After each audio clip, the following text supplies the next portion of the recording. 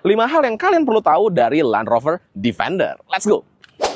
Yang pertama di bagian eksteriornya. Eksteriornya ganteng banget Sobat Setir. Walaupun dia memiliki desain yang baru, tapi beberapa masih ada ciri khas dari Defender yang sebelumnya tuh, yang kotak-kotak seperti itu.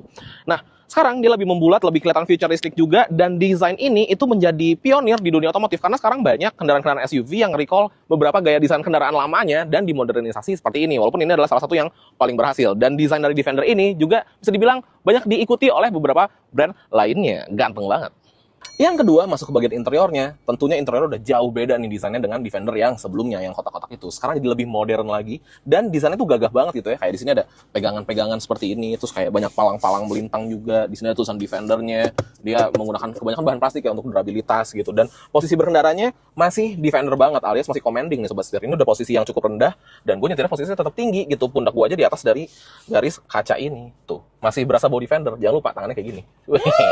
Yang ketiga, ada beberapa hal unik di mobil ini. Contohnya storage terbuka ini yang ada di tengah ini, kita bisa dorong ke bagian dalam dan ini menjadi storage tertutup. Nah, kalau lagi ketutup gini, kita bisa ngakses barang langsung ke storage yang besar ada di bagian bawah. Selain itu, ada juga desain ciri khasnya Land Rover yang dari series hingga ke Defender sekarang tetap dipertahankan, yaitu ini dia, si Alpine Window. Jadi dia jendela di bagian atap yang memberi cahaya masuk ke bagian dalam, atau kalau secara namanya mungkin kalau kita lagi di pegunungan Alpine kita bisa melihat gunungnya langsung gitu ya, langsung ngintip gitu.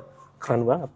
Yang keempat, ngebahas Defender harus juga ngebahas mengenai kemampuan off-roadnya Sobat Setir. Nah, di head unit tengah ini kita bisa akses 4x4i, jadi kita bisa lihat arah angle belokan setir kita, pitch and roll mobil kita, altitude, dan juga ada kompas nih, bearingnya Sobat Setir. Kemudian kalau kita geser ke bagian bawah sini, ada beberapa pengaturan nih, kayak ada hill descent control, kemudian kita juga bisa mengatur ketinggian dari mobilnya. Sekarang posisinya lagi paling rendah, kalau kita pencet sekali, maka dia akan naik ke normal heights, dan kalau kita pencet sekali lagi, maka dia bisa naik ke posisi paling tinggi atau off-road heights-nya tuh. Jadi tinggi banget ya, dan naiknya cepet nih Sobat Setir, menarik.